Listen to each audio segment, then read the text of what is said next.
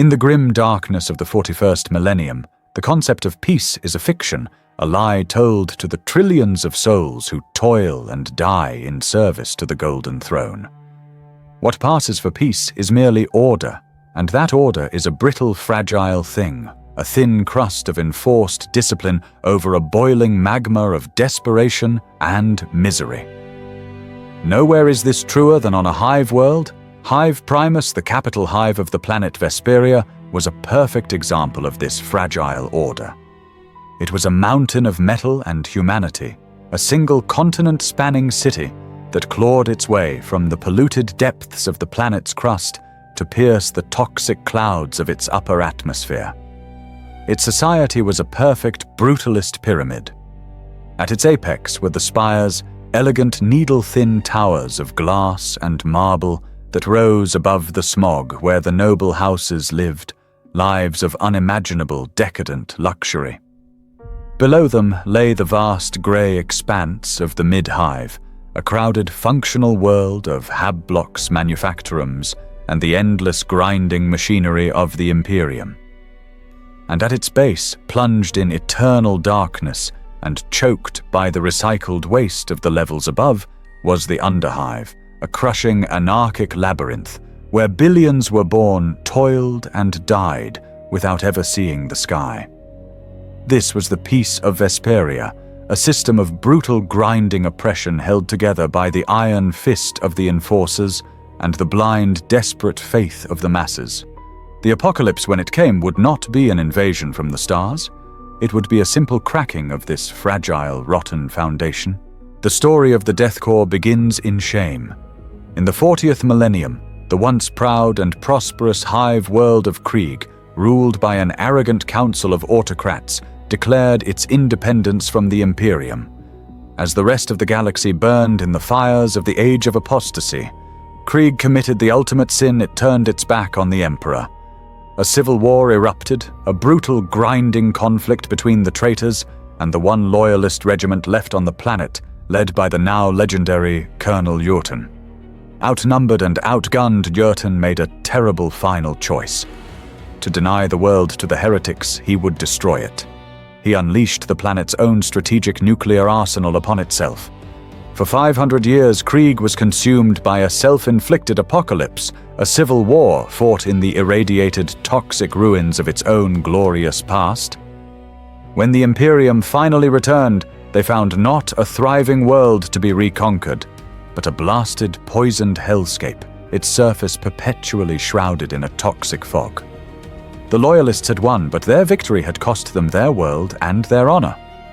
From that day forward, the people of Krieg would be forever defined by this collective inherited guilt, their entire culture a desperate, unending quest to repay the debt of their ancestors' treason. This legacy of betrayal has forged a unique and terrifying military doctrine. The soldier of the Death Korps of Krieg is born not from a womb, but from a vitae womb in the dark, subterranean cities of their dead world. They are not given a name, only a numerical designation. Their face is never seen, forever hidden behind the skull-like visage of a gas mask. From the moment of their creation, they are taught one single absolute truth: their life is not their own. It is a debt owed to the Emperor, a coin to be spent in the most profligate and glorious way possible to help pay for their world's sin. They are taught to feel no fear, no pity, no remorse.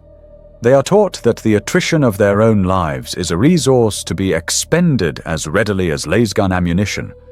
Their greatest fear is not the enemy's blade or the demon's fire. Their greatest, most profound terror is the idea of a pointless death, to die not in the glorious fires of battle, but from an accident, from sickness, or most shamefully of all, from old age.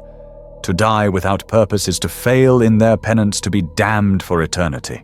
Into this grim reality of selfless suicidal devotion comes the one entity in the universe perfectly and perversely suited to be their ultimate undoing, Nurgle, the Chaos God of Plague, the Lord of Decay, the Master of Stagnation and Endurance. On the surface, the Death Korps would appear to be his perfect antithesis. They are beings of iron will and sterile purpose who march through his plague-ridden gardens without flinching, viewing the rot and disease as just another battlefield condition to be overcome, no different from their own toxic homeworld. They do not fear the death he offers, but Nurgle is a subtle god, and his greatest weapon is not death. It is life. It is the endless churning and meaningless cycle of decay and rebirth. The soldiers of Krieg seek a final, meaningful, and glorious end to their suffering. Nurgle is the only god who can offer them the one thing they truly fear, an endless, meaningless, and agonizing continuation of it.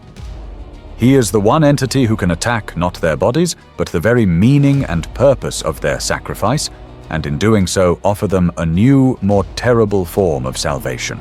On the dead, irradiated surface of Krieg, in a vast subterranean mustering hall, carved from the bedrock, a great and solemn tithe was being paid. It was not a tithe of grain or minerals, but of flesh and blood. 1,000,000 men, their forms identical in their heavy drab greatcoats and iconic skull-visaged gas masks, stood in perfect, silent, and unwavering ranks. The air was cold, sterile, and smelled of recycled air and the faint, clean scent of lasgun power packs. There were no banners, no rousing speeches, no tearful farewells. There were no families to say goodbye to. This was not a gathering of individual soldiers. It was an industrial process, the harvesting of a crop that had been cultivated for a single purpose, to be sent into the bloodiest, most attritional meat grinders in the galaxy, to die in the Emperor's name. High-ranking officials from the Departamento Munitorum moved down the lines, their ornate robes, a stark contrast to the grim functionality of the Kriegers. They were not here to inspire. They were here to take inventory, their data slates recording the formation of new regiments, their minds calculating the tithe not in souls, but in manpower, a resource to be expended. Each soldier was a carbon copy of the next, their faces unseen, their names non-existent, their only identifier a long stenciled numerical designation on their helmet and shoulder pad. They were the children of the Vitae womb, raised in communal barracks, where the only lessons were the litanies of battle, the manual of arms, and the sacred, overwhelming weight of their collective sin. They were taught that their lives were a currency, a debt to be repaid, and that their only path to spiritual salvation lay in a glorious, selfless death on a faraway world. They were the death corps of Krieg, and they were the very embodiment of a world's unending penance. Among them stood Grenadier 734-881-992 of the newly formed 143rd Siege Regiment. We shall call him Corps 992. He was by every metric a perfect specimen of the Krieg military machine. He stood with a stillness that wasn't natural, a perfect, unwavering posture that was the result of years of brutal, iron-clad discipline. While others stood in silent contemplation, his gloved hands were performing a final microscopic maintenance check on his hell gun, his movements economical, precise, and utterly devoid of any wasted motion. His mind was not filled with fear of the coming battle, nor with any lust for glory. His thoughts were a cold, simple, and logical prayer. He prayed not for his own survival, for survival was a form of failure. He prayed that his new regiment would be assigned to a war zone of unimaginable horror, a place of maximum attrition, a world where the probability of total annihilation was high. Only in such a crucible could the value of his life's sacrifice, and therefore the measure of his atonement, be maximized. Corps 992 was a veteran, a grenadier, a member of the Death Corps' elite, a soldier who had already proven his worth in the fires of a dozen lesser campaigns. His service record, a sterile string of data in the regimental log, was a litany of suicidal bravery that to him was simply the logical application of his purpose. He carried the data ghost of a memory from his last deployment, a charge across a kilometer of open, mine-infested ground to silence a Tau gun line. His squad had been ordered to clear a path. Instead of waiting for the engineers, his watchmaster had calculated that the time lost would result in greater casualties for the main force. The order was given advance at the double. Korps 992 had run his legs, pumping his mind void of perfect obedience. He had seen the man next to him vaporized by a mine, the man behind him cut in half by a railgun. He had not flinched. He had simply continued to advance his own life, a meaningless variable in the greater equation of victory. This was the nature of a Krieger. He was a perfect soldier, a being utterly and completely dedicated to the holy and glorious purpose of his own death. As the Menatorum officials' data slate chimed, and the 143rd Siege Regiment was officially assigned to the Vesperia Mortis war zone, a plague-ridden, stagnant hellhole, a feeling that in a normal man might have been called quiet satisfaction, passed through Korps 992's disciplined mind. His prayer had been answered. The journey through the warp was for the 143rd Siege Regiment a brief and unremarkable period of inactivity. They spent the entire voyage in the cavernous, unlit troop bays of the transport ship, standing in their designated ranks, their lasguns held at a perfect ready. There was no conversation, no idle chatter, only the low, humming silence of 1,000,000 men waiting patiently for the order to die. When the order finally came, it was with the jarring shudder of the ship returning to real space and the blaring klaxon for planetfall. They had arrived at their Cathedral of Atonement, the war zone designated Vesperia Mortis. Their heavy landers descended through an atmosphere that was not air, but a thick, soupy, greenish-yellow miasma of toxic fumes and airborne plagues. Their first sight of their new home was a vision of a world that was actively and joyfully rotting. Vesperia Mortis had once been a verdant agri-world. Now, after years of occupation by the Death Guard of Nurgle, it was a single planet-spanning fetid swamp. The Kriegers disembarked not onto solid ground, but into a knee-deep slurry of mud, stagnant water, and the half-liquefied remains of their predecessors. The remnants of the Cadian 301st, the regiment they were sent to relieve, were a pathetic, horrifying sight. Their once crisp uniforms were rotted, mud-stained rags. Their bodies were gaunt, covered in weeping sores and bloated pustules. Their eyes, visible through the cracked lenses of their helmets, were hollow, haunted voids, their morale completely and utterly shattered, not by enemy action, but by the sheer unending hopelessness of this place. They looked at the clean, disciplined ranks of the Death Corps with a mixture of awe and pity, the look of damned souls seeing a fresh shipment of the condemned arrive in hell.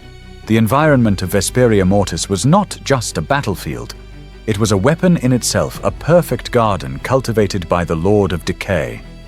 The trenches were not neat lines dug from the earth. They were ragged, collapsing ditches carved from a thick, viscous sludge of mud and decomposing flesh, their walls constantly weeping a foul-smelling green-black ooze. The sky was a permanent, sickly, bruised purple, and from it fell a constant drizzling rain that was not water but a mild, stinging acid that sizzled on armor and ate away at exposed skin.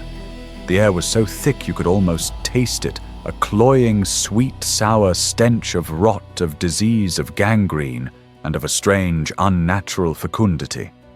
And everywhere there was the sound. The dull, constant thud of distant, unseen artillery was the battlefield's heartbeat, but it was almost drowned out by the ever-present, maddening and inescapable buzz of billions upon billions of huge black corpse flies. For the soldiers of the Cadian 301st, this place had been a vision of hell that had broken their spirits and rotted their faith. For Korps 992 and the men of the 143rd, it was simply the designated place of their death. It was home. Korps 992 stepped from the lander's ramp, his heavy boots sinking into the mud with a wet, sucking squelch. He did not look at the horrifying landscape with fear or disgust. His mind, the cold, logical instrument of a perfect soldier, simply began its analysis. He noted the viscosity of the mud, a factor that would affect the speed of their advance. He noted the direction of the wind, which would affect the dispersal of chemical weapons. He noted the structural weaknesses in the trench line they were now occupying. The horror of the place, the sheer soul-crushing despair of it, did not register. It was merely a set of tactical conditions, no different from the irradiated toxic battlefields of Krieg itself. Without a word, the 143rd Siege Regiment marched in perfect, silent, disciplined columns, taking their positions in the trenches, their faceless, skull-like masks a stark and defiant symbol of sterile order against the vibrant, teeming and joyous decay of the god of plagues. They had arrived. Their penance was about to begin. The strategy of the Imperial Command on Vesperia Mortis for the past 5 years had been one of containment, a slow, grinding, and ultimately failing attempt to hold the line against the ever-expanding rot of Nurgle's influence. The commanders of the 143rd Siege Regiment, upon reviewing this strategy, dismissed it with the cold, brutal logic of their people. Their doctrine was not one of containment. It was one of relentless attritional assault. On their first day in the trenches, the order was given. It was not to fortify, not to wait. It was to attack. At precisely 0600 hours, a single piercing blast from 1,000 Watchmasters' whistles cut through the buzzing drone of the corpse flies. There was no answering war cry, no bellow of rage or glory. There was only the thunderous, synchronized sound of 1,000,000 iron-shod boots churning the mud as the entire Death Corps regiment went over the top. They advanced into no man's land, a hellscape of sucking mud, rusted barbed wire, and the festering corpses of the Cadians who had died there. They did not advance in a chaotic charge. They marched in perfect, disciplined waves, their bayoneted lasguns held at a precise angle, their pace a steady, relentless march. The Death Guard, expecting the usual terrified and disorganized assault, responded with their favorite weapons. Great plague-burst crawlers, their mortars arcing high into the sickly sky, lobbed shells that did not explode with mere shrapnel, but burst in great wet splashes of virulent contagion and demonic slime.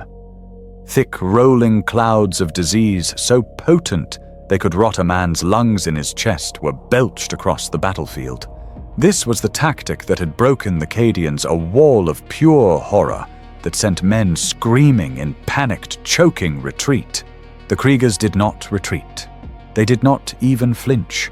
Protected by their iconic gas masks and a faith that was colder and harder than any steel, they simply marched on. They marched through the clouds of contagion as if it were a morning fog.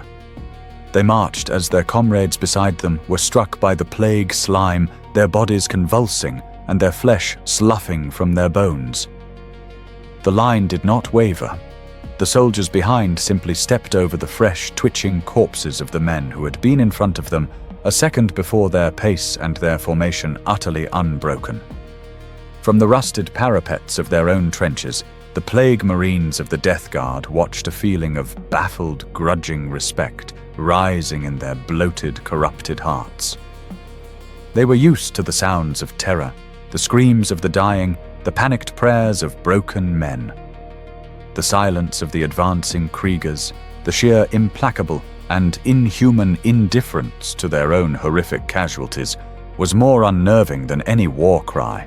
When the first wave of the 143rd hit the Death Guard trenches, the battle was one of brutal, intimate butchery. The Plague Marines were towering post-human monsters, their bloated bodies capable of ignoring all but the most grievous of wounds. But the Kriegers were a tide of faceless, fearless fanatics. They fought not with skill or finesse, but with a grim, mechanical efficiency. Corps 992 was at the heart of it. He emptied his hellgun into the chest of a Plague Marine, the high-powered last blasts burning, sizzling holes in its corrupted armor. The monster barely seemed to notice and swung a great, filth-encrusted plague knife at him. Corps 992 did not dodge. He simply took a half-step back, allowing the blow to glance off his shoulder guard, and in the same motion lunged forward, his own bayonet, its tip monomolecularly sharpened, finding the weak spot in the Plague Marine's rebreather. He twisted the blade, and the giant fell with a wet, gurgling sigh. Corps 992 did not pause. He simply pulled his blade free, stepped over the body, and engaged the next target. For the first time in the long, stagnant war for Vesperia Mortis, The forces of chaos were being pushed back. The Death Guard beings who prided themselves on their own unstoppable, relentless nature had met an enemy that was even more relentless, even more unstoppable than they were. Their greatest weapons, fear, despair, disease, and the horror of death, were utterly useless against an army that felt no fear knew, no despair was inured to disease, and actively craved death. The Kriegers were not just fighting. They were winning their silent, disciplined tide slowly, but surely overwhelming the plague-ridden trenches. The war for Vesperia Mortis had just entered a new and far more interesting phase. Of the warp within the paradoxical realm of the Chaos Gods, a great and joyous laughter echoed through a garden of magnificent decay. This was the domain of Nurgle, a place of vibrant, teeming rot, where rivers of sweet, fragrant pus flowed through fields of sentient, weeping fungi. Here a great unclean one, a greater demon of the plague god, known as Pustulus the Ever-Jovial, sat upon a throne of mouldering corpses observing the war for Vesperia Mortis. He was not watching on a hololith, but in the swirling pestilential contents of a great rust-eaten cauldron. He watched as the silent, disciplined soldiers of Krieg marched through the gifts of his master, their forms unwavering, their resolve unbroken.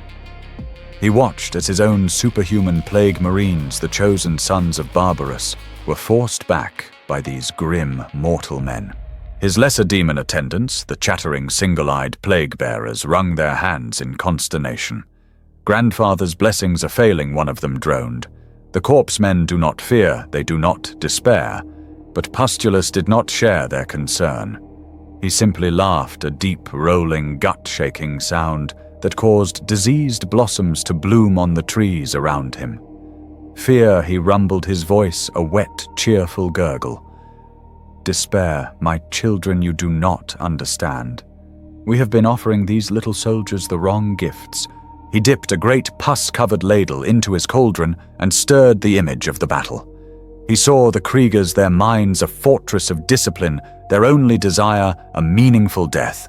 He saw their suicidal charges, their utter disregard for their own lives, their fanatical devotion to the act of sacrifice. And in this he did not see an enemy. He saw a thing of beauty. He saw a people of unparalleled resilience, a species that already understood the great, holy truth of endurance. They had simply been taught to seek the wrong reward. For centuries, Pustulus explained to his chattering attendants, "We have faced the soldiers of the corpse god. We offer them death and disease, and they respond with fear and despair, and in their despair they find our grandfather's love. It is a simple, effective transaction." He pointed a single bloated finger at the image of Core 992, who was calmly executing a wounded cultist. But these ones, they do not fear death. They crave it. A glorious, final, atoning death is their ultimate reward. We have been trying to break a stone by hitting it with a hammer, and this stone loves to be hit. A slow, profoundly intelligent and deeply malevolent smile spread across Pustulus's rotting face. "So we will change our gifts. If they seek a final meaningful end, we will deny it to them. We will offer them the one thing they truly fear, an unending, meaningless continuation." He let out another joyous, bubbling laugh. He had found the crack in their iron will, the one perfect spiritual poison that could corrupt their souls. He turned to his plague sorcerers, the masters of arcane alchemy who brewed the contagions of the Death Guard. "My little brewers," he gurgled happily. "A new concoction is required, a special blessing for our guests from Krieg. It must not be too virulent. It must not kill. No, killing is far too merciful for these brave little souls. This plague must be a gift of life, a gift of endless, agonizing, and wonderfully, beautifully resilient life." The sorcerers bowed their minds, already turning to the creation of this new, terrible masterpiece. The plague god had finally understood his foe, and his response was not to be a weapon of greater destruction, but a twisted, corrupting caress of a far more terrible form of love. The initial brutal momentum of the Krieg offensive had ground to a halt. The Death Guard, having taken the measure of their new implacable foe, had ceased their retreat.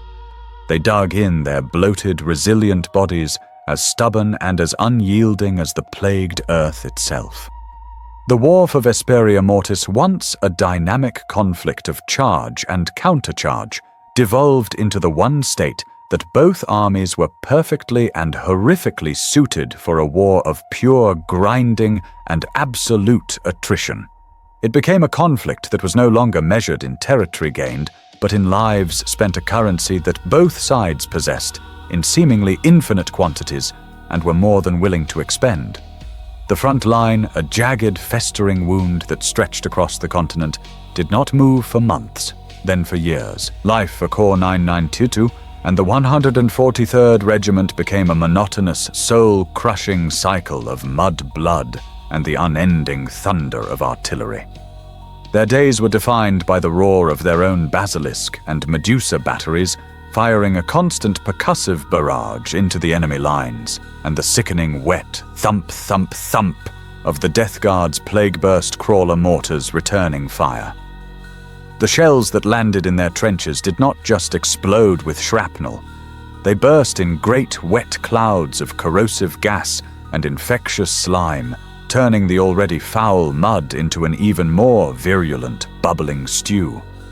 The only break in the monotony of the bombardment was the shrill, piercing blast of the Watchmaster's whistle, the signal for another charge.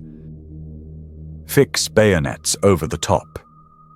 The command was a death sentence, and it was obeyed with the same unquestioning discipline as an order to clean one's laser gun. Corps 992 would clamber over the parapet with his squad into the hellscape of no man's land, a blasted, cratered expanse, where the very ground was a mixture of mud and the rotting, half-submerged corpses of their own fallen comrades. They would charge their boots, sucking at the mud into a storm of bolter fire from the Death Guard trenches. They would lose half their number in the first 100 yards. They might, through sheer weight of numbers and suicidal bravery, manage to capture a section of the enemy trench, fighting with bayonets and entrenching tools in a brutal close-quarters melee.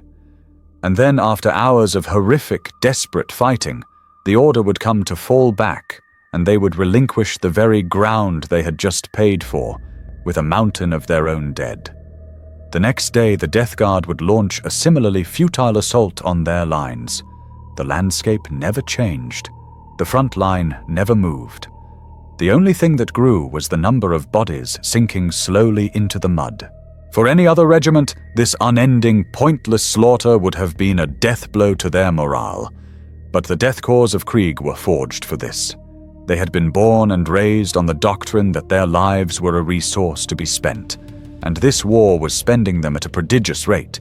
They did not despair. They endured. This was the crucible of atonement they had prayed for. Yet even in the cold, logical mind of Corps 992, a new, unfamiliar thought, a tiny splinter of doubt, was beginning to form. His purpose was to die a meaningful death. But was this meaningful? He was not dying in a glorious charge that broke a fortress wall. He was not sacrificing himself to save a world. He was dying to capture a few feet of mud that would be lost again tomorrow. The equation of his sacrifice was becoming unbalanced. The cost his life was absolute, but the gain was starting to feel perilously close to zero. This was not a glorious war of martyrdom. It was a slow, grinding, and seemingly pointless erosion, and for the first time, a Krieger was beginning to question not his duty, but the meaning of the death it promised. Unbeknownst to him, this was a victory for Nurgle. The plague god, the master of stagnation and despair, had created his perfect battlefield, a war that went nowhere, where death was constant, but nothing ever truly changed, a perfect, churning garden of hopelessness. The change in the nature of the war was insidious, a subtle shift in the composition of the hellscape itself. The acidic rain that fell upon the trenches seemed to become thicker more viscous, leaving a greasy, opalescent sheen on the soldiers' greatcoats. The buzzing of the corpse flies grew louder, their drone taking on a strange, almost melodic quality.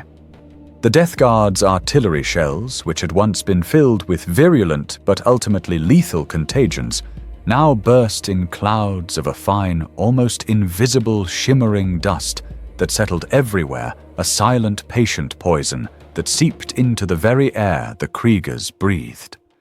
This was the arrival of Nurgle's new gift, the plague that had been brewed specifically for them. It was not a weapon of death, it was a weapon of life. The first signs were paradoxical. The already horrific casualty rates of the 143rd Regiment began to drop. A grenadier caught in the blast of a plague mortar should have been killed instantly. Instead, he was thrown back into the trench, his body mangled, his armor cracked, yet he was still breathing his vital signs a frantic, impossible flutter. The medics trained in the brutal triage of the Death Corps would have normally left such a man to die, his life already forfeit. But he did not die.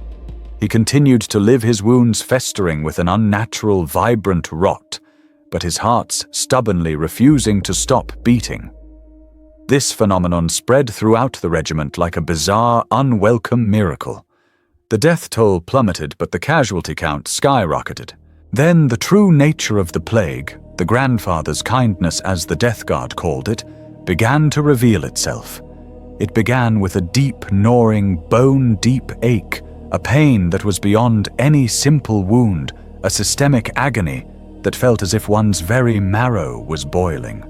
Then came the physical transformation. The soldiers' flesh began to bloat, their bodies swelling with corpse gases even as they lived and breathed. Pustules the size of fists would erupt on their skin, weeping a foul, sweet-smelling ichor. Their skin would grow pale and waxy, sloughing off in great wet sheets, only to be replaced by a new, perpetually regenerating layer of raw, cancerous flesh beneath.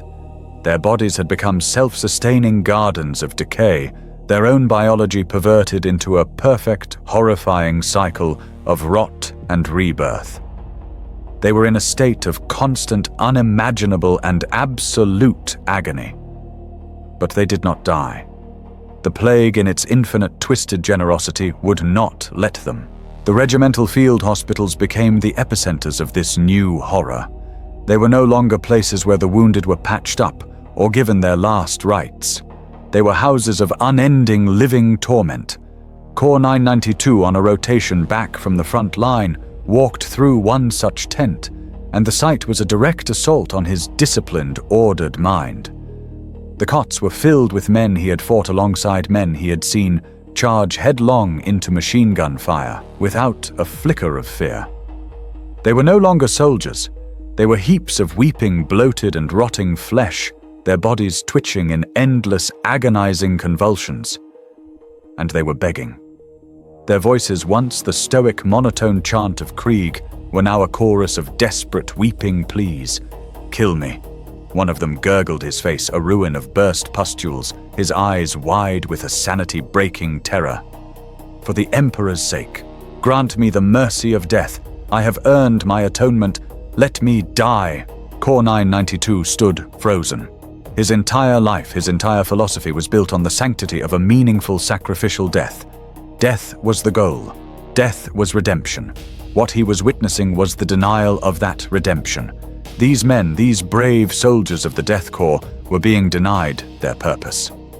They were being trapped in the very flesh they had sought to sacrifice, their bodies turned into a prison of unending, meaningless suffering.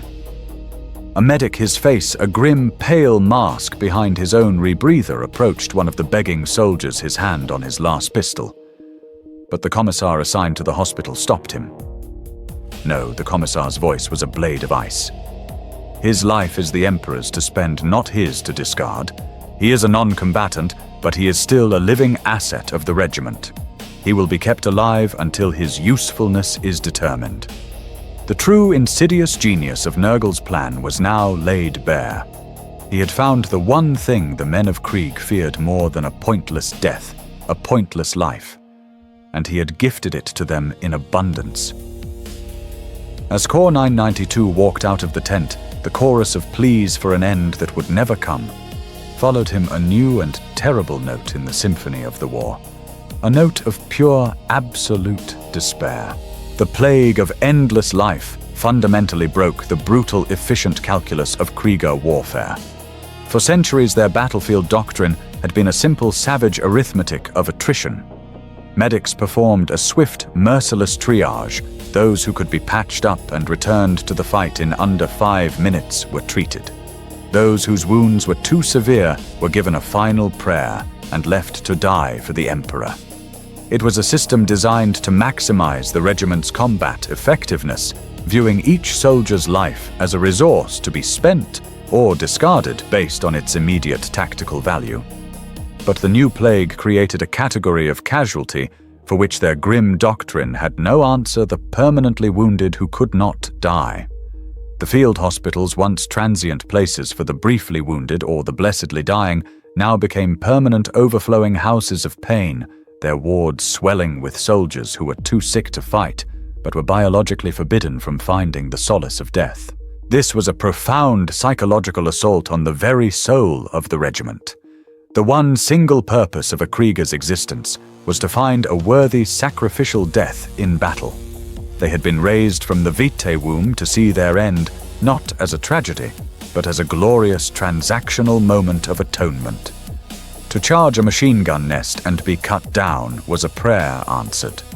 To be vaporized by an artillery shell was a state of grace. But to be removed from the front line, to be laid low by a sickness that stripped them of their strength, but chained them to a miserable, pointless existence, this was a form of damnation they had never been taught to comprehend. They were being denied their martyrdom. In the overflowing medical tents, the atmosphere was not one of suffering, but of a deep, bitter, and impotent rage. They would lie on their cots, their bodies rotting, and listen to the distant, glorious thunder of the battle. They were no longer a part of their hearts, filled with a terrible, burning shame. Corps 992, during a brief rotation from the front, was tasked with delivering supply reports to the medical tents. He moved through the rows of the undying, his impassive mask, hiding the logical dissonance that was beginning to churn in his mind. He found the one he was looking for. Grenadier 771-409-771, a man from his own creche cohort, a soldier renowned for his suicidal bravery, a man who had once single-handedly charged and destroyed a chaos defiler with a satchel of melter bombs. He was no longer a hero. He was a bloated, suppurating wreck, his body a landscape of weeping sores, his breathing a wet, gurgling rattle. But his eyes staring up from the ruin of his face were still sharp, and they were filled with a desperate, lucid fire. 992. The soldier, Corps 771, rasped, his voice a wet whisper. You see this, the grandfather's kindness, the enemy calls it. A kindness. He let out a rattling, phlegmy sound that might have been a laugh. They have robbed me, brother. They have stolen my death. I was meant to die on the walls of the blighted bastion. I felt the shell fragment that should have killed me. But I am still here, rotting, useless. He tried to lift a hand, a bloated, discolored limb that trembled with a life of its own. My purpose, it was to pay the price, to wash away the sin with my blood. But my blood will not be shed. I am a coin that cannot be spent, a weapon that cannot be fired. His eyes locked onto Corps 992's mask, his gaze pleading.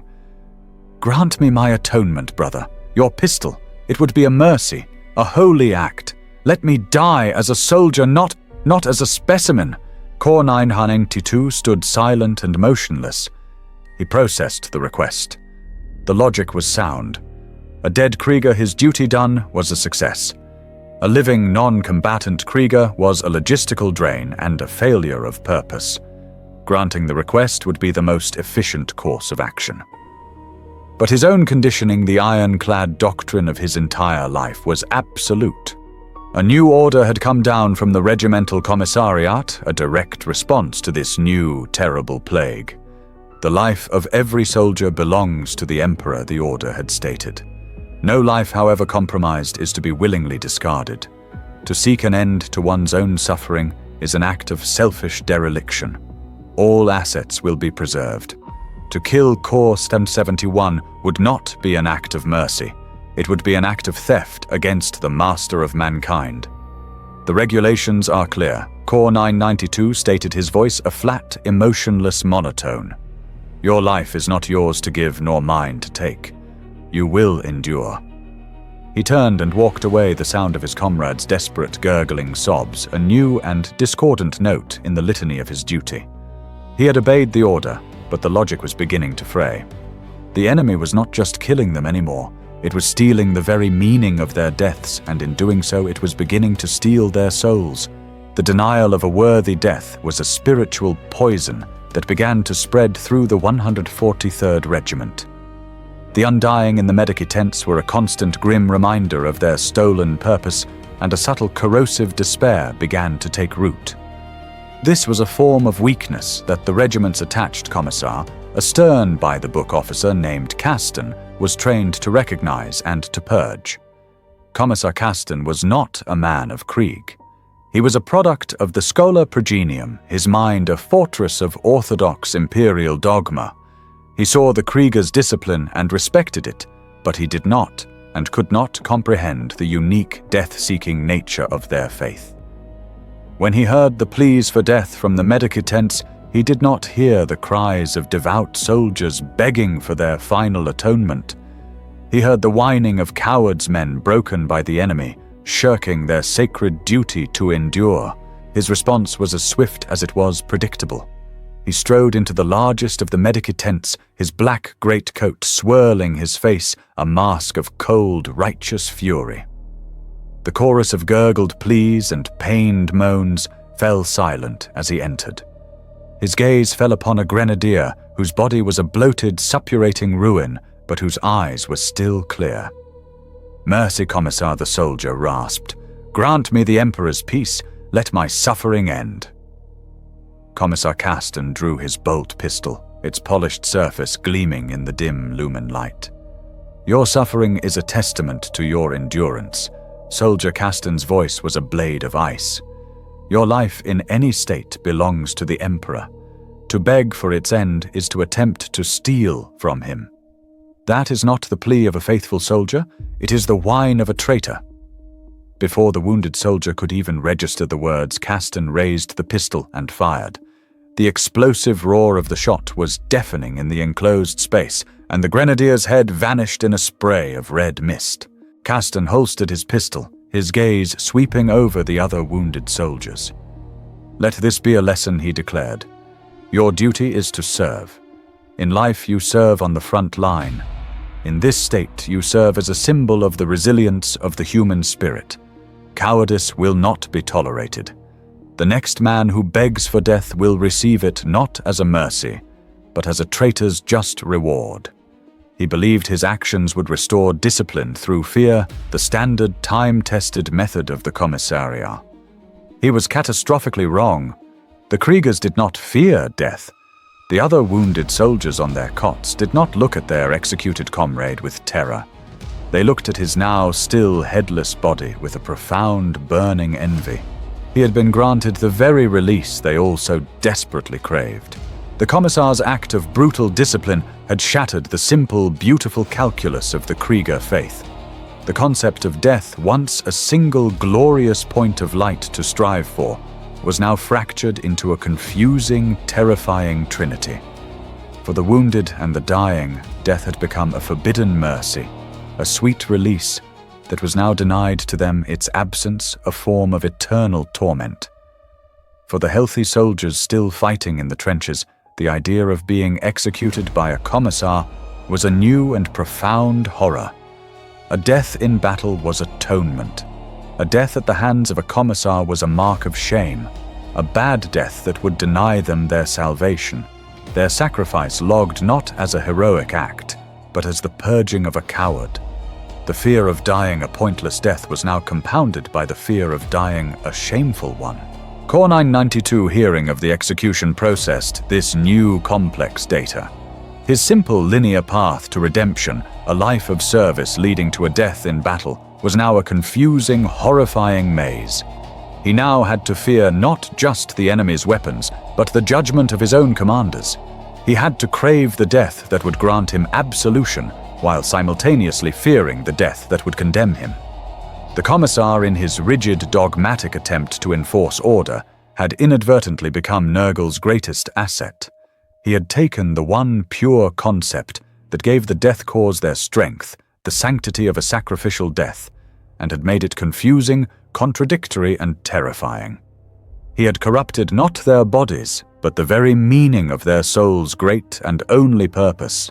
The relentless grinding nature of the war, coupled with the constant low-level exposure to Nurgle's gifts, meant that it was only a matter of time. Corps 992's perfect disciplined body finally began to fail him. It started as a persistent wet cough that even his rebreather could not filter. Then came the deep, gnawing ache in his bones, a pain that his mental fortress could wall off, but not ignore. Finally, during a routine patrol through the fetid trenches, a wave of feverish heat washed over him, and the world dissolved into a black, swirling void. He collapsed, his body no longer obeying the iron will that had commanded it for so long. He awoke on a cot in the medica tent, the place he dreaded most, his own flesh now a traitor. He had become one of the undying. As the plague took hold, his mind already strained by the psychological paradoxes of the war began to fracture. He was plunged into a state of delirious fever, a space between the living world and the realm of the warp. But the visions that came to him were not the terrifying, monstrous nightmares of chaos he had been taught to expect. There were no demons with flaming swords or seductive clawed beasts. Instead, he found himself in a garden. It was a strange, peaceful place where great weeping trees made of what looked like soft, mossy flesh drooped over rivers of slow, thick, and surprisingly sweet-smelling fluid. The air was warm and humid, and the constant maddening buzz of corpse flies was replaced by the gentle chiming of a million tiny, unseen bells. It was a place of profound, unending peace. A figure was walking towards him. It was not a monster. It was a large, impossibly corpulent and sublimely cheerful old man.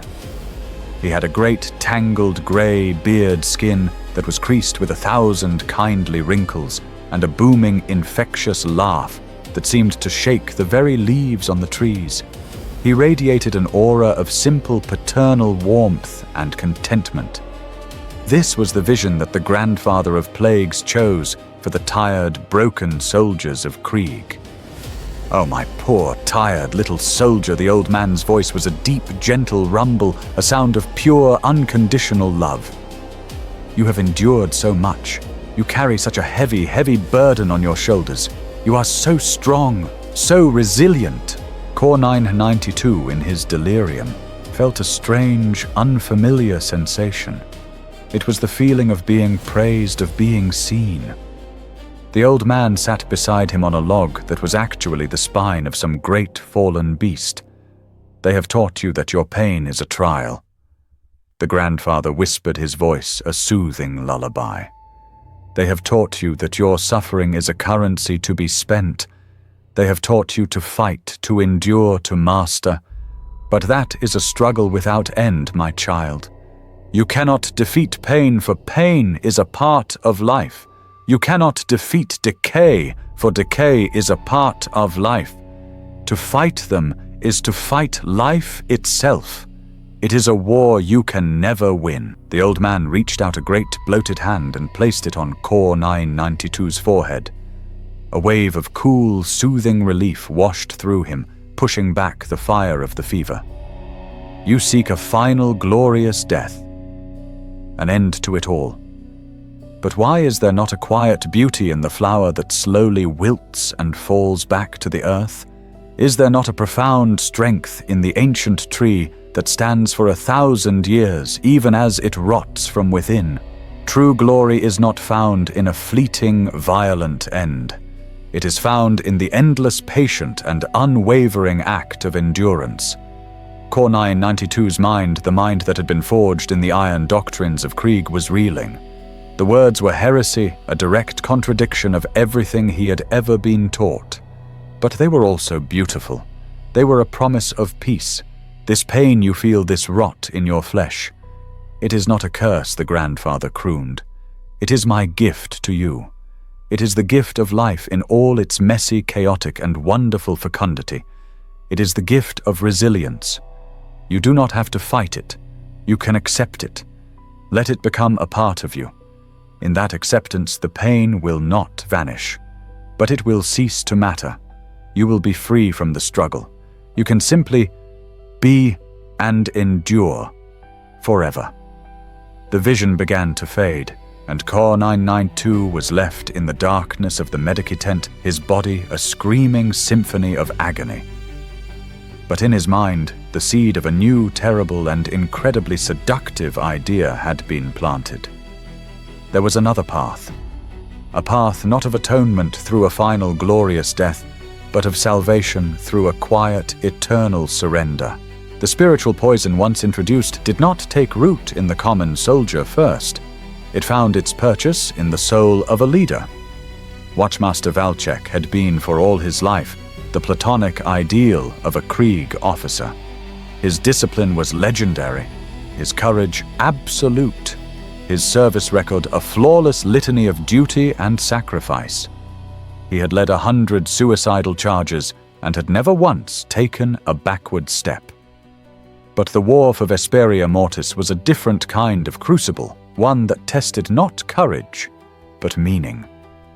For months he had sent his men to die for a few feet of mud, only to see it lost the next day. He had stood by and watched as the regimental commissar, in his blind adherence to a doctrine that did not apply, had executed his men for the crime of wanting the very glorious death they were all promised. And now he himself was a victim of the grandfather's kindness, his once powerful body confined to a cot in the Medici tent, rotting from the inside out. He lay there night after agonizing night, listening to the symphony of suffering around him, the desperate gurgled pleas for death, the wet hacking coughs of rotting lungs, the sudden shocking roar of the commissar's bolt pistol, followed by a brief, terrible silence. He had seen too much pointless death, and now he was trapped in a pointless, unending life. His faith, once a fortress of iron, had been eroded to a fragile, hollow shell. He looked at the aquila, the symbol of the god emperor crudely stamped onto the canvas of the tent. He tried to pray to find solace in the promise of atonement, but the words felt hollow, meaningless. The emperor was a distant, silent concept. The pain in his own bloating flesh, the searing agony in his every cell was a profound and immediate reality. In the deepest, darkest moment of his despair, a moment where the physical pain and the spiritual agony became a single, unbearable point of light, he finally broke. He closed his eyes, and he did not pray to the emperor for a worthy death. He did not ask for the strength to endure. He let go. He whispered a single desperate and utterly heretical prayer into the foul, stagnant air of the tent, a prayer directed at nothing and everything. Please, he breathed the word, a ragged, broken thing. Anything, anyone, just make it stop. And the grandfather, who is always listening to the prayers of the desperate and the suffering, answered. It did not come as a thunderclap or a flash of light. It came as a slow, gentle, and infinitely blissful release. The all-consuming, white-hot agony that had been his entire reality for weeks simply faded. It was replaced by a warm, numb, and profoundly pleasant sensation, a feeling of peaceful, buoyant detachment, as if his body were floating in a warm, gentle sea. The pain was not gone, but it no longer mattered. It was just a distant, unimportant hum. For the first time in his life, Watchmaster Valchek felt a sense of perfect, absolute peace. He let out a long, shuddering sigh of pure, ecstatic relief. This spiritual surrender was accompanied by a grotesque, physical apotheosis. The bloating of his body, once a source of agony, now became a joyful expansion. His skin, already pale and waxy, split open, not with the pain of a wound, but with the gentle popping of a seed pod, revealing a new layer of tough, rubbery, and pleasantly numb green flesh beneath. His greatcoat and flak armor, which had been a constricting prison, now sagged and melted their fibers, merging with his own flesh, becoming a new organic layer of blubbery, resilient hide. The skull-faced gas mask, the symbol of his identity, fused to his face, the metal softening and bonding with his own bone, its lenses cracking and multiplying into the compound, buzzing eyes of a great fly. He was growing, his body swelling with the foul, joyous vitality of Nurgle's gifts, his form reshaping itself into that of a plague marine. When the transformation was complete, he rose from his cot. He was no longer a man, but a towering, bloated, and strangely serene monster, a being of immense resilience and power. The other suffering soldiers in the tent stared at him, their pleas for death dying in their throats, replaced by a terrified, silent awe. Valchek, the first of the fallen, looked upon his suffering brothers, not with the cold, hard eyes of a Krieg officer, but with the warm, loving, and infinitely pitying gaze of a new prophet. His voice when he spoke was no longer a harsh bark, but a wet gurgling and surprisingly gentle sound that bubbled from his fused rebreather. "Brothers," he said, his voice a soothing paternal lullaby, "you do not have to suffer. The grandfather has shown me the path. He has ended the pain." He took a step towards them, his hand outstretched in a gesture of welcome. "There is another way, a better way to endure. Let me show you his gift."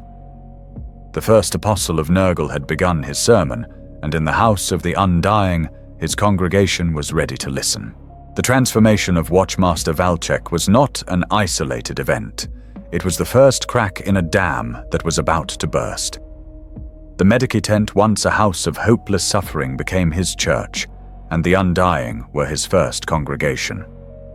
The regimental medics, trained in the sterile logic of triage, had no way to comprehend this spiritual metamorphosis, and began to avoid the tent, unnerved by the strange, serene atmosphere that now permeated it.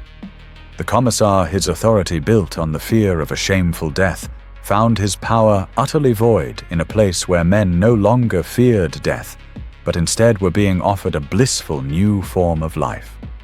The tent became a quarantined zone of faith, an island of Nurgle's influence in the heart of the Imperial war machine. Valchek, the newly anointed apostle of decay, began his sermon. He moved from cot to cot, his now bloated, monstrous form casting a great, gentle shadow over the suffering soldiers. He did not preach of betrayal or of dark gods. He spoke the language of Krieg, twisting their own sacred doctrines into a new heretical shape. Brother, he would gurgle his voice a soothing balm as he laid a diseased but strangely comforting hand on a feverish soldier. "You suffer. You pray for a death that will bring you atonement. But look at this war. Look at the mud. Is there glory here? Is there meaning? Your death will be a forgotten number in a pointless equation." He would lean closer, his whisper a conspiratorial promise. "They have taught us that our purpose is to be spent. But what if they are wrong? What if our true purpose, our true strength lies not in a fleeting final sacrifice, but in our ability to endure, to stand firm against all pain, all hardship forever? That is the true test of a son of Krieg. The grandfather does not ask for your death. He asks for your resilience. He offers you a gift not to end your service, but to perfect it, to make you truly unbreakable, to let you endure for all eternity as a testament to your strength. For men trapped in a prison of agonizing, rotting flesh, whose only purpose had been stolen from them, Valchek's words were a potent, seductive gospel. He was not asking them to betray the Emperor. He was offering them a new, more profound way to serve him, a path of eternal endurance. The first to convert were those in the deepest pits of despair. They would listen, and in a moment of final, desperate surrender, They would whisper their own prayer to the grandfather, and the grandfather would answer. Their screams of agony would soften into sighs of ecstatic relief. Their bodies, like Valchek's, would swell and transform their pain, vanishing replaced by a warm, numb bliss. They would rise from their cots, no longer broken men, but serene, powerful, and utterly corrupted plague marines. This new faith began to spread like the plague that had spawned it. The newly blessed, their transformations hidden for now beneath their heavy greatcoats and gas masks, would return to their duties in the trenches. They would seek out their brothers who were still suffering, still clinging to the old broken dogma. Corps 992, his own body now a battlefield between his iron will and the creeping disease, found himself cornered by one such convert, a man he had served with for years. The pain is a choice brother. The soldier whispered, his voice a happy gurgle, a small bloated tentacle squirming from beneath his mask's seal. You don't have to fight it. Let it in. The grandfather loves you. Corps 992 recoiled, his discipline and his disgust warring with a terrifying new emotion, envy. He saw his brothers finding a peace, a release from the suffering that was now his entire world. The unbreakable steel wall of the 143rd Regiment was not just rusting from the inside out, it was joyfully embracing its own decay. The silent, disciplined unity of the 143rd Siege Regiment was broken. The heresy, once a whispered secret in the medici tents, now walked openly in the trenches. The blessed soldiers were no longer hiding their transformations. Their bodies, swollen with Nurgle's gifts, were larger and more resilient than before. They moved with a slow, ponderous but unstoppable strength. They ignored wounds from shrapnel and stray bullets that would have felled a normal man, their corrupted flesh simply sealing over the injury with a shrug. The skull visages of their gas masks were slowly but surely fusing with the bloating flesh of their faces, their rebreather tubes becoming wet, fleshy proboscises. They had a new, serene confidence, a horrifying cheerfulness that was a complete anathema to the grim, fatalistic discipline of their loyalist brothers. The regiment was now two armies sharing the same trenches, their silence no longer one of unity, but of a tense, simmering, and mutually hostile truce. This open secret could not last.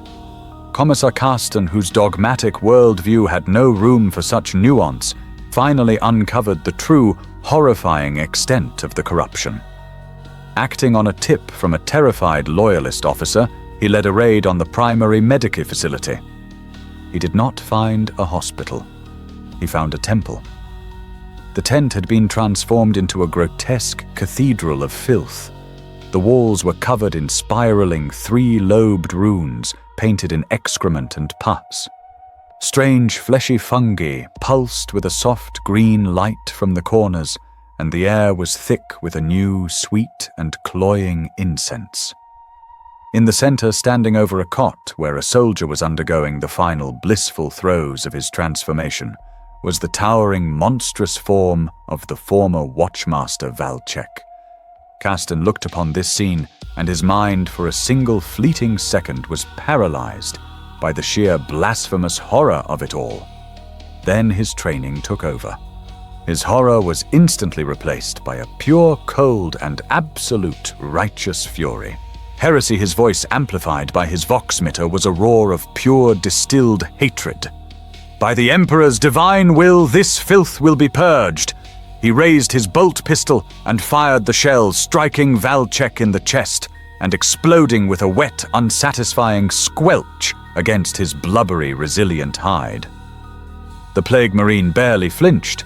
He simply turned, a slow, pitying smile spreading across his fused, inhuman face. Carsten, realizing the scale of the threat, retreated, his mind already formulating the only possible response, a total merciless purge.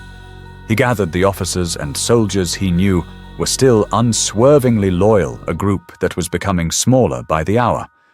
He stood before them, his face a mask of iron. A spiritual plague has infested this regiment, he declared, his voice ringing with absolute authority. A third of our number have betrayed their oaths, and turned to the arch-enemy. "We will act as the Emperor's scalpel. We will cut out this cancer. Every soldier showing the mark of the beast, every man who whispers the blasphemies of the Grandfather, is to be executed on sight. We will reclaim the honor of the 143rd in the blood of traitors." The purge began at dawn. Castan and his loyalist squads moved through the trenches, their mission to execute their own brothers. But it was too late.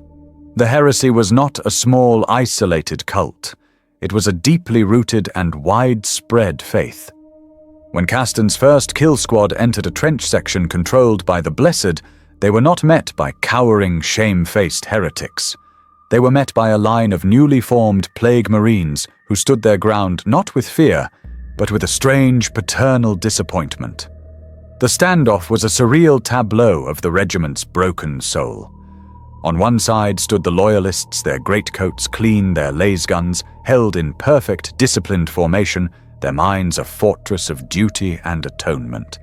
On the other side stood the corrupted, their bodies bloated and diseased, their weapons fused to their flesh, their minds serene in their newfound blissful damnation. For a moment they simply stared at each other across the muddy trench, brother against brother, two different interpretations of the same ironclad will to endure. Then the Commissar gave the order to fire, and the civil war for the soul of the 143rd Siege Regiment began. The trenches of the 143rd Siege Regiment, once a place of silent, unified discipline, became a microcosm of a new and even more terrible kind of war. It was a war of brother against brother, a battle for the very soul of their regiment, fought in the same mud and filth they had once called home. The two factions were a horrifying mirror of each other. On one side were the loyalists led by the unbending, righteous fury of Commissar Castan. They were the ones whose faith or whose bodies had not yet been broken by Nurgle's insidious gifts.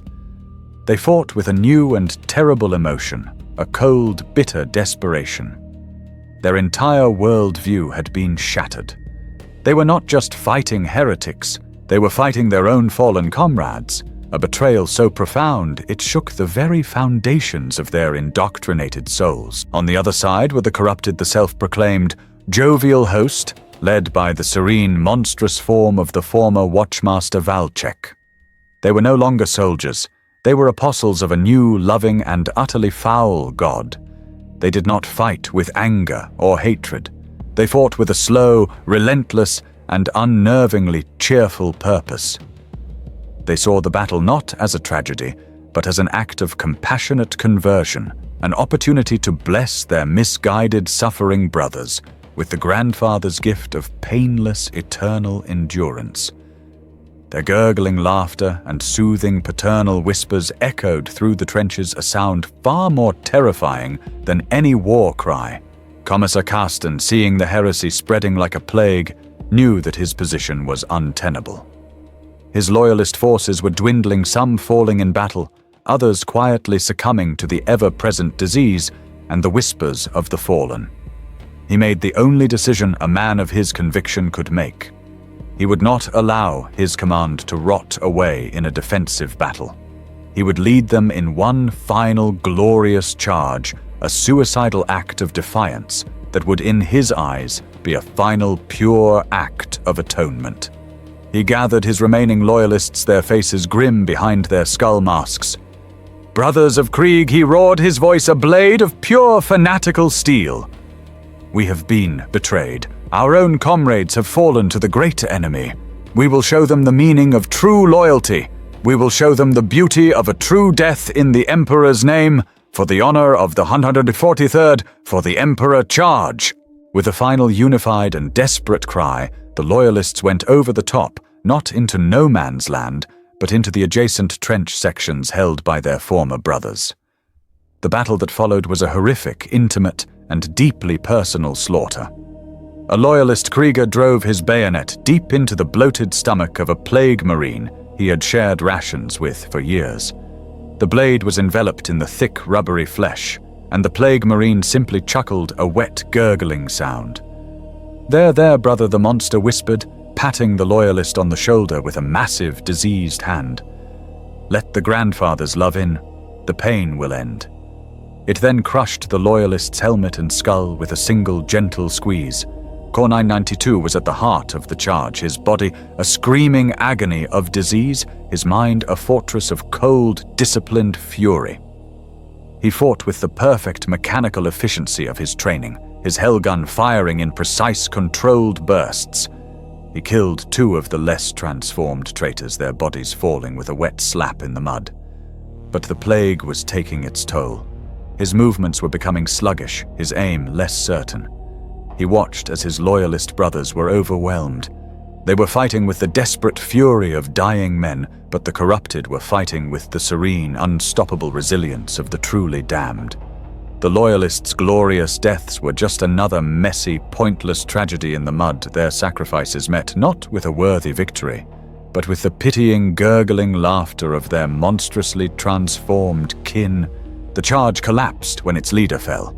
Commissar Caston, a whirlwind of righteous fury, his power sword and bolt pistol, a blur, was a beacon of imperial defiance.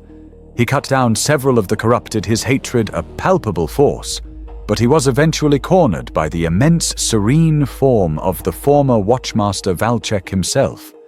Caston screamed a final curse of defiance and fired his bolt pistol point-blank into the former Watchmaster's chest. The shell detonated, blowing a great weeping crater in Valchek's flesh, but the Plague Marine barely seemed to notice. So much anger, little Commissar Valchek gurgled, his tone one of gentle disappointment. So much pain. Let me help you. He did not strike back. He simply opened his great blubbery arms and enveloped the Commissar in a suffocating, loving, and utterly horrifying embrace. The Commissar's screams were muffled, then silenced. The last beacon of Imperial loyalty was extinguished, and with his fall, the hopeless charge of the Loyalists dissolved into a final futile slaughter.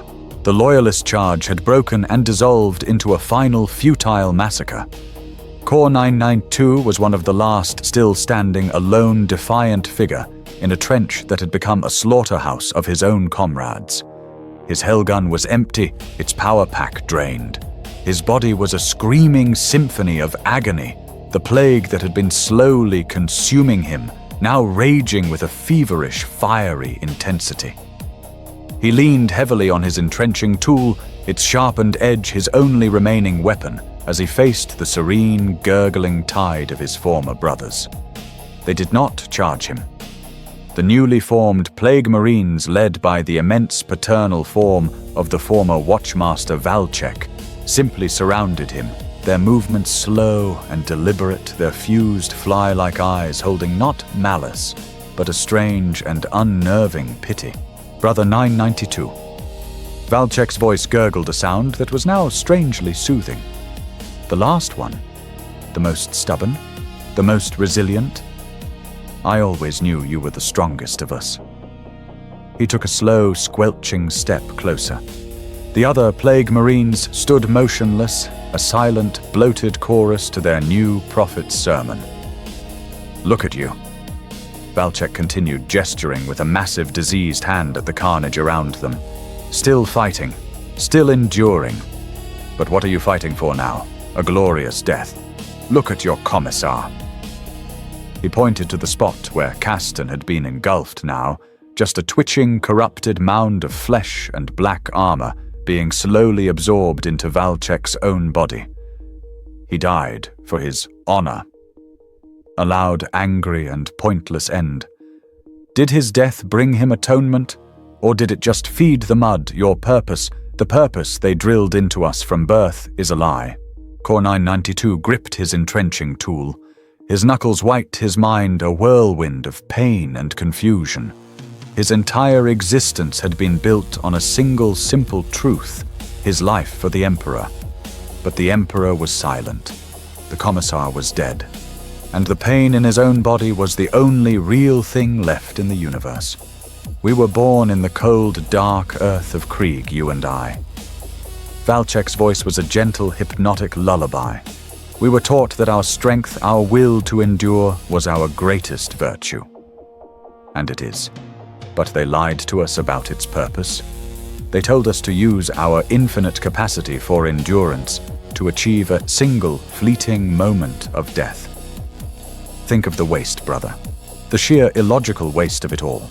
Valchek was now standing directly before him, close enough for Core 992 to smell the strange, sweet scent of his decay.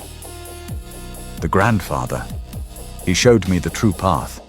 Our atonement is not found in a brief final payment of a debt. It is found in the act of enduring itself, eternally, to stand forever a testament to true, unyielding resilience, to become a rock in the river of time that never erodes, that never breaks. That is a far greater service, a far greater act of faith than simply dying. He reached out not to strike, but to offer a hand. You are in such pain, little brother. I can feel it. The grandfather's gift is an end to that pain. It is the peace of acceptance. It is the joy of no longer having to struggle. Let go of the lie. Your death here will mean nothing. But your life, your eternal, resilient, unbreakable life, that could be a prayer that lasts forever. Accept his gift, join us, and let your true endurance begin. This was the final, ultimate assault. Not on his body, but on his soul. Core 992 looked from the serene, painless, and powerful form of Valchek to the broken, meaningless corpses of his loyalist comrades. He felt the fire of the plague raging within him, an agony that was shattering his iron will. He thought of the simple, clean equation of his life service, leading to a worthy death, leading to atonement. But this war, this enemy had corrupted that equation. It had offered him only a choice between a meaningless, agonizing death in the mud or a shameful, dishonorable death at the hands of his own commissar. There was no glory here. There was no atonement. There was only pain. And before him stood a being that was once his brother, offering him an end to that pain, and a new, twisted, but undeniably compelling purpose. The logic was a heresy, but it was a logic that his suffering mind could no longer deny. With a slow, shuddering breath, a sound that was half sob and half sigh, Core 992 let his entrenching tool fall from his numb fingers. It landed with a soft, wet thud in the mud. He looked up at Valchek, and through the skull visage of his gas mask, he gave a single slow and final nod. He accepted. A wave of pure, blissful, and ecstatic relief washed over him as the grandfather's gift flooded his soul, and the last loyal soldier of the 143rd Siege Regiment began his final, terrible transformation. The fall of Core 992 was the final, breaking wave that shattered the last remnants of the 143rd Regiment's loyalty. He was not just another soldier, he was their exemplar, the living embodiment of the perfect, unbreakable Krieger will. To see him, their strongest, lay down his weapon and accept the grandfather's gift was the final irrefutable proof that their own cause was lost, their doctrine of a glorious atoning death, a hollow lie in this new, terrible reality. The last pockets of loyalist resistance scattered and broken witnessed his surrender, and their will to fight simply evaporated. One by one they dropped their laser guns and bayonets into the filth-ridden mud. The war for the soul of the regiment was over. The trenches, for so long a place of brutal, grinding warfare, became a strange and horrifying chrysalis. The remaining loyalists did not need to be coerced. They walked with a slow, weary resignation towards their corrupted brothers and willingly accepted the blessing that was offered. The last vestiges of imperial authority vanished in a wave of blissful, agonizing transformation. The entire regiment, now unified under a single foul banner, was reborn in the image of their new god. Their drab uniform greatcoats became canvases for the symbols of Nurgle, their gas masks fused into their faces, and their bodies swelled with the joyous, pestilential vitality of the plague god. The former Watchmaster Valchek, now a hulking chaos lord of Nurgle, his body a mountain of diseased flesh and rusted armor, surveyed his new unified force. They were no longer the silent, disciplined soldiers of Krieg. They were a gurgling, laughing, and terrifyingly cheerful host of plague marines, their numbers barely diminished by the Civil War, their strength and resilience now magnified 100-fold. Valchek raised his great, filth-encrusted power fist and let out a joyous, wet roar that was echoed by his thousands of followers. Dar 143rd is dead. He gurgled the sound a mockery of a commander's speech. They died in the mud for nothing, but we's been reborn. We ain't the death corpse no more, we's the trench lords, and our job ain't to die for some far-off corpse god. Our job is to bring the grandfather's happy family to the whole galaxy. The war for Vesperia Mortis was over, not with an Imperial victory or defeat, but with the complete and total absorption of the Imperial army into the forces of chaos. The newly christened Trench Lords, with their new purpose and their joyful nihilistic faith, turned their attention back to the Death Guard Legion they had originally been sent to fight. But they did not attack. They advanced with their banners held high, a grotesque parade of the newly converted, and the Death Guard met them not with bolter fire, but with the booming, welcoming laughter of brothers. The planet had not been conquered. It had become a successful conversion, a new and powerful war band forged from the most unlikely of materials, ready to spread their gospel of resilient decay to the rest of the unsuspecting galaxy. Years later, on the once verdant shrine world of St. Pius, a new grinding war of attrition was being waged. The landscape had been transformed into a familiar hellish vista of mud trenches and rusted barbed wire, a perfect mirror of Vesperia Mortis. From the filth-ridden trenches, an army of implacable, disciplined soldiers advanced under the cover of a relentless artillery barrage. They wore the heavy drab greatcoats and the iconic skull-visaged gas masks of the death Korps of Krieg. They were in tactics in appearance, and in their mastery of siege warfare, the very image of the Emperor's most stoic and resilient servants. But the sigil on their banners was not the Imperial Aquila. It was the three-lobed, fly-blown symbol of the plague god Nurgle. These were the Trench Lords, the former 143rd Siege Regiment, and they had come not to conquer, but to convert. The soldiers they faced, a terrified regiment of Vostroyan firstborns, fought with desperate bravery, but they were facing an enemy that was a psychological and spiritual nightmare. The Trench Lords did not scream war cries. They advanced with a strange, gurgling and cheerful calm. Their artillery shells did not just explode. They burst in clouds of the same insidious plague that had converted them, a disease that did not kill, but offered an agonizing, unending life. Their goal was not to annihilate the Vostroyans, but to wound them, to infect them, to break their spirits with hopelessness, and then, in their moment of ultimate despair, to offer them the grandfather's loving, liberating gift. They were not an army. They were a legion of smiling, rotting missionaries, their every action a sermon on the joyous virtues of decay and endurance. At the head of the advance, a towering, bloated plague champion, who was once Corps 992, surveyed the battlefield with his new, multifaceted fly-like eyes. He watched a Vostroyan officer, his uniform immaculate, trying to rally his terrified men. A profound paternal pity filled the plague champion's heart. Poor little soldier, he gurgled to the former Watchmaster Valchek, who now served as his second-in-command. He still believes in victory. He still fears the pain. He does not yet understand the beauty of simply enduring. He raised his own corrupted hellgun, its barrel, now a fleshy, pulsating orifice, and fired a single, carefully aimed shot. It did not strike the officer's head or heart, but his leg, shattering the bone and infecting him with the glorious plague. The officer fell, screaming, his journey to enlightenment just beginning. This was their new purpose. They were not bringing death.